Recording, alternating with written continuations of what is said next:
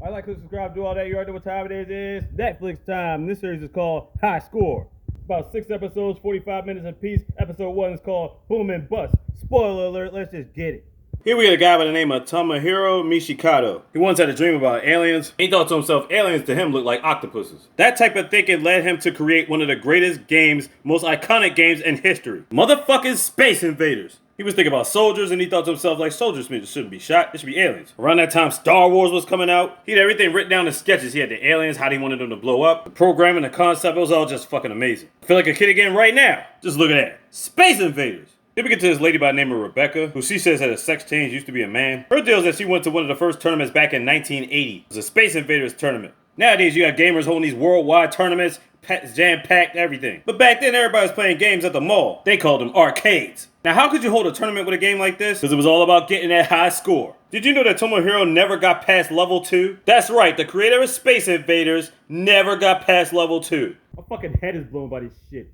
I'm not sure if he came up with the concept of arcades too. He tells us about how they were making ridiculous money off of arcades. And I mean, they were making a lot. Now we get to this guy named Doug. He was at school for MIT back in 1976. Had a lot of different backgrounds, but he ended up dropping out. But while he was there, he was buying pinball machines. By the way, if you didn't know, this is what an arcade looked like back in the day. Real G shit. He ended up buying a game called Missile Command. Basically, you make sure the missiles don't fall into places and blow them up before they hit the planet. Here's a guy named Steve, who was at school the same time Doug was, had a lot of same electives, and also dropped out. Now, Doug bought a bunch of video games and pinball machines into the dorms. It got to a point he had about 20 different arcade machines before his senior year. Doug and his boys was raking in a certain amount a week. Steve got it popping with Missile Command. The only problem was, when people started figuring out the game started getting too easy, people were spending less money on it. The revenue was dropping. So what they decided to do was enhance the game and call it Missile Command 2.0. Called it Super Missile Attack. They had new attack sounds, they had UFOs, the missiles were flying faster, and they made the game more difficult so more people were putting quarters and want to play. They ended up generating $250,000 in a couple of months. Man, that shit is crazy.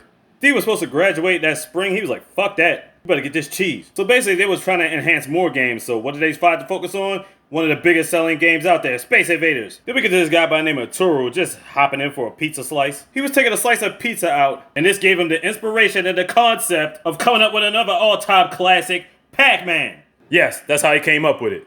He had it all laid out on an Etch-a-Sketch board. It's crazy. At this time, they thought video games were more generated towards a male market. A lot of them were playing Space Invaders, you know, fighting games and stuff like that. And the women population weren't playing them as much, so they had to come up with something, and that's why they came up with Pac-Man. Now, it was originally supposed to be designed for people to play in Japan. They didn't think America would catch on, but boy, were they wrong, and all women wanted to come play Pac-Man, because they thought it was so cute. So it generated sales in both departments. So, of course, Doug and Steve got to their work on their second enhancement kit, and started doing Pac-Man stuff. Then enters another guy by the name of Mike, who rolls with Doug and Steve. He's trying to come up with the intricacy of the mazes, because at that time it was only one maze and people were going to finish it off real quick. So he wanted to change up things and have different mazes on each level. He wanted the ghosts to be sporadic and turn colors every time they picked up a fruit or something, or a bigger pellet. And all of a sudden out of the blue, Doug, Steve, and Mike were being sued for $15 million because they enhanced that Missile Command game. And who was coming after them? The biggest gaming company in the world at that time, Atari themselves. Enter this man, Nolan Buswell. Some people refer to him as the godfather of video games. Back in the 70s, he was a young entrepreneur living in Silicon Valley, which back then, if you can believe it or not, was 80% prune orchards. Yes, 80% prune orchards back then. He's the man that created his own company, Atari.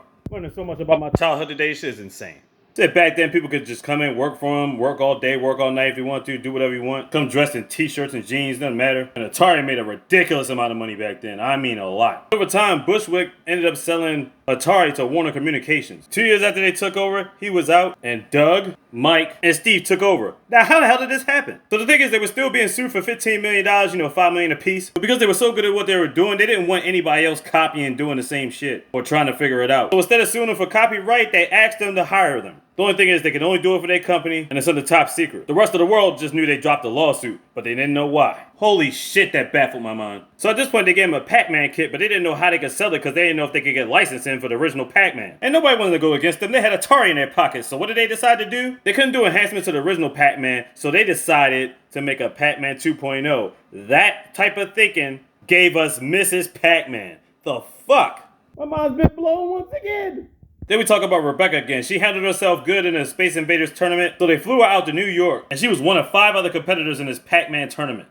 Space Invaders tournament. And she ended up back then becoming the Space Invaders tournament champion. This is who she or he was back then. I don't know what name Rebecca went by back then, but as you could tell, she was a boy back then. You know, back then we had Pong and all that. Then we get to this family. They start talking about a guy by the name of Jerry Lawson, who ended up dying recently back in 2011. Now, who was Jerry? He was a computer engineer with a love for video games. He used to play his little arcade machine back in his garage. His bosses caught wind of him, wanted to sign him to something exclusive immediately. And he came up with a system called the Channel F. Now, what is the Channel F? Well, the Channel F is actually the first system ever, the first home system ever to use cartridges. Yes, this little boy's grandfather is the first one to come up with a home console that uses multiple game cartridges. Now, who stole that idea? That's right, Atari did. Now enter this guy. Now, who is he? This guy goes by the name of Howard Scott Warshaw. Now, he didn't steal the idea. I'm just saying Atari took it from Jerry. Came with the concept for like games like Yard's Revenge, the Raiders of the Lost Ark game, which took him about 9 months. It was very difficult back then. He gets a phone call one day and they ask him to do the game E.T. And this is why the game is so trash, because the people wanted him to get it done before December.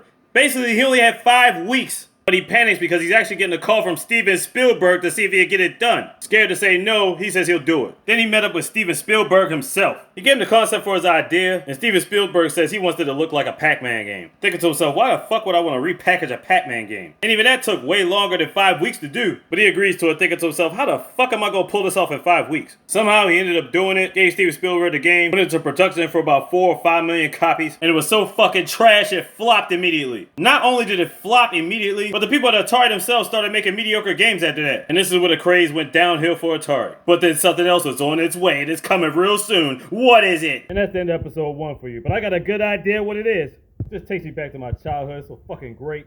Now I'm not going to give away any hints or clues, but I think you got a fairly good idea of what's coming next. High Scores on Netflix. Check it out. Like, subscribe, do all that. You already know what time it is. Look, these easy business. Big. Could have got this slogan.